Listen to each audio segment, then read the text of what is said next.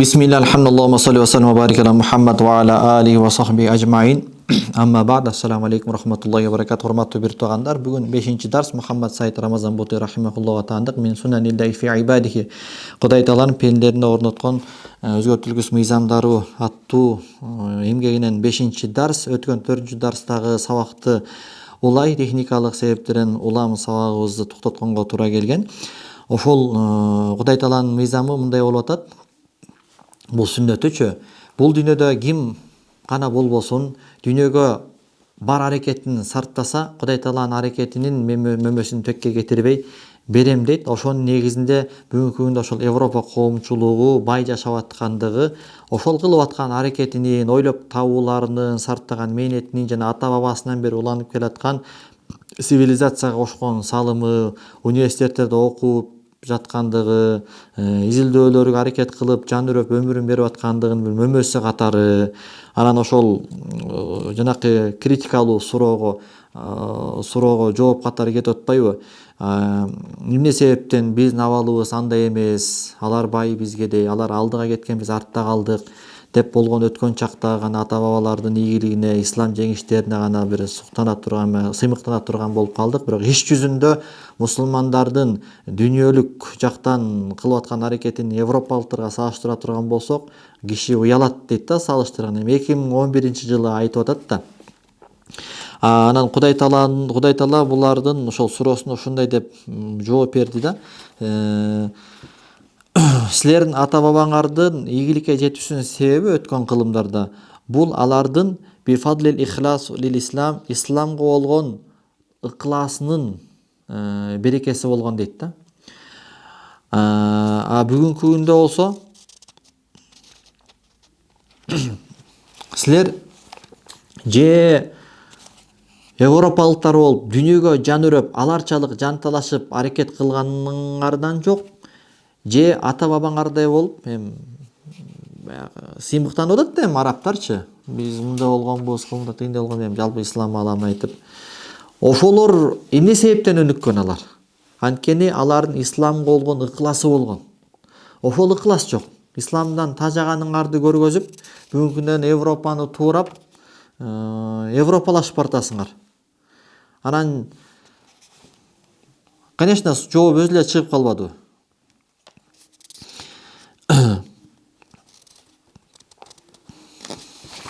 деп атат да. Анан кудум эле силердин мисалыңар мындай болуп калды дейт да. Анда силер мынтип айтышыңар мүмкүн дейт. Сен эмне динге такып атасың? Европалыктар качан эле динди карманып келди эле? Динди карманбай эле жашап байып атышпайбы? Анан сен динге ыкласыңар болбой калды деп, динге эмне такып атасың? Мына алар деле динге байланышы жок эле, бирок байып, жыргап жашап атат дей турган болсоң,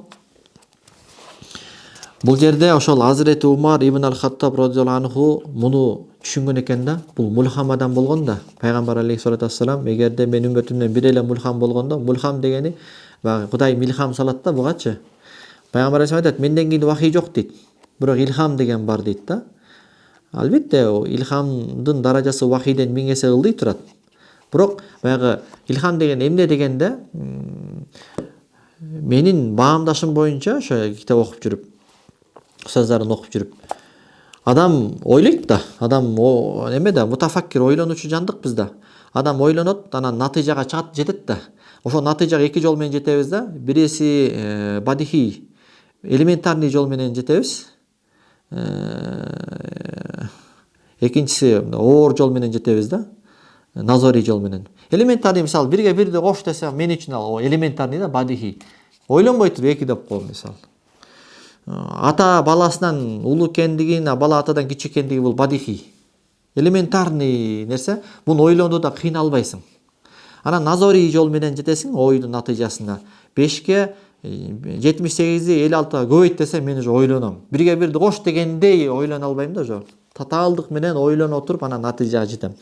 Илхам дегени Аллаху алам, менин билишимче, ошол Кудайым сенин тазалыгыңдан улам, сенин ушундай Кудайга болгон жакындыгыңан, Кудайга болгон мындай сен Кудайга жаккан бир пенде болгондугуңан, диндин артында, пайгамбарыбыздын артында, сүннөт жолунда болгон бир олия болгондуктан Кудайым сага бир илхам салат да. Илхам салат. Илхам деген ошол сен аны ойлонбостон Кудайым сага мындай көдөнүңө салат да. Ошол мен үммөтүмдөн мулхамдар чыгат деген пайгамбарыбыз. Эгерде бир эле мулхам болот деген аны Азирет Умар ибн ал-Хаттаб болмок дегендей. Азирет Умар ал радиаллаху анху ким болгон? Анын бир канча ойлору Курандын аяттары менен дал келген адам болгон да. Мына ошол адамдын жообу жана критиктерге азыркы суроого жооп да. Баягы европалыктар деле динсиз жүрүп туруп анан байып атпайбы, өнүгүп атпайбы дегенге айтып атат Азирет Умар. Абу Убайда ибн ал-Жаррахка айткан экен да. Качан Абу Убайда радиаллаху анху Шам тармагынын Шам жакта, Сирия жакта губернатор болуп турган, мындайча айтканда, ошого келген да Азирет Умар. Аны айтат, ошол Шам мамлекетинин четине жетип калган айткан экен да. Нахну қаумун а'аззаналлаху бил ислам. Азирет Умардын сөзү. Биз ушундай коомбуз, ушундай элбиз, мусулмандардын натурасын айтып атат да. Биз ушундай эл экенбиз дейт мусулмандар. Бизди Кудайым ислам менен гана ыззаттуу кылган дейт. Фамахма талабна ал-изза бигайри ма а'аззаналлаху бихи. Биз канчалык Кудай бизди ыззаттуу кылган жолдон башка жолду издей бере турган болсок, азалланаллах, ал жол менен Кудайым бизди тескерисинче коргулат дейт. Биз төмөн элек, чачыранды, бирибиздин этибизди бирибиз жеген, ушундай бир жогоруда өткөн сабакта айтылгандай бөлүнүп жарылуунун, кедейликтин, жаңжалдын, артка кетүүнүн, түркөйлүктүн үлгүсү болгон, мисалы болгон бир эл элек бизди исламдын тарбиясы гана оңдой алды, исламдын тарбиясы гана бизди өнүктүрө алды, ислам менен биз ыззаттуу болдук. Канчалык эми исламдын кереги жок. Биз исламсыз ыззаттуу болобуз дей турган болсок, ошончолук кайра ал жол менен Кудайым бизди коргула берет деген алтын сөздү Азирети Умар ибн ал-Хаттаб түшүнүп айткан жана канчалык туура айткан. Муну ошол исламдагы чоң бир аалым, тарыхчы Ибн Халдун дагы өзүнүн эмгегинде фаслун фи аннал араб ла яхсулу лахум ат-тамкин илля би сибгатин диниятин яштамина алейха. Арабтарга, яни арабтарда да бирок башка аалымдардын айткан сөздөрүн айтып айтайын. Мусулмандардагы Кудайдын чечими ушул экен. Алар үчүн өнүгүү, ийгилик диндин боёгу менен боелмойун жана диндин желегинин алдына чогулмайын, булар өнүкпөйт дейт. Муну Бадиузаман Саид Нурси рахимахулло да айтат. Биз араб жана түрк элдери ушундай элбиз дейт. Бизди пайгамбарлык болгон эң улуу тарбия, Курандын тарбиясы менен пайгамбарлык тарбия гана бизди тарбиялабаса, башка нерсенин тарбиясы бизге өтпөйт дейт. Ошондуктан Азияга пайгамбарлардын өтө көп келгендиги ушуга ишарат кылат. Демек бизге пайгамбарлык тарбиянын гана эффекти жетет да, башканын эффекти жетпейт. Европага философтордун жана данышмандардын көп келгендигинин ушуга далалат кылат. Аларга пайгамбар келбесе дагы бир даража аларды ушундай бир башка тарбия менен тарбияласа мүмкүн боло тургандай да. Азыр кайсыл акындын, эч бир акынга шек келтирбей элемин, просто мындай Кудайдын Куранына, Кудайдын пайгамбардын тарбиясына салыштырып айтып атам да. Кайсыл акын өзүнүн чыгармасы менен, поэмасы менен Куран берген тарбияны бере алат. Кайсыл ойчул, Конфуцийге окшогон, кайсыл философ, кайсыл жазуучу, жанакы мировой бестселлер жазып аткан өздөрүнүн эмгектери менен, данышман сөздөрү менен Куран жана пайгамбар берген тарбияны бере алат. Мен көчөдөн кетип баратсам, бирөөнүн бир акчасын таап алсам, же бир кыянатка барган атсам, ошол жерден баланча акын ырында мындай деди эле, түкүнчө философ мындай деди эле деген нерсе мени тосолабы? Эртең Кудай алдында турасың. Кудайым көрүп турат сени. ал кудуреттүү, сага жаза берет деген гана сезим мени тосо алат да. Wa amma man khafa maqama rabbih wa naha nafsa anil hawa. Ал эми кимде ким эртең эгесинин алдында туруп сурак собол берүүдөн коркуп, wa naha nafsa anil hawa, нафсисин каалоосу, нафси каалоосу каалаган күнөөдөн үмгүчүлүгү болуп туруп тыйыла турган болсо, анда анын бериле турган бейиш маъва бейиши дейт. Fa inna lahu jannatul ma'wa дейт. Мына. Анан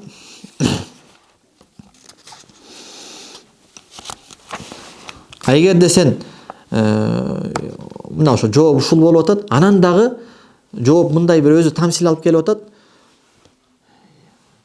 Европадагы өнүкпөсүн дей турган болсоң, мисалы дейт, сен үй бүлөң менен өтө кыйналып турасың. Бир суусу жок, акыраган бир талаада турасың дейт. Өтө кыйынчылыкты тарттың дейт. Анан өтө берешен, мээримдүү, жароокер бир адам өтүп баратып, сен үй бүлөң менен тарткан кыйынчылыгыңа боор ачып, анан сени ушундай бир чөптүү, суусу бар, жакшынакай жерге сени көчүрүп келсе дейт.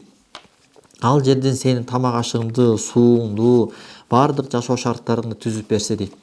Ошентип жашооң өтө сонун болуп, анан баягы адамдын боорукерлигине, адамкерчилигине, айкөлдүгүнө сен алданып, анан бир күнү көп сен бизге талаптагыдай жакшылык кылбай атасың, талаптагыдай бизге жакшылык кылбай атасың деп нааразычылыгыңды көргөзө турган болсоң дейт.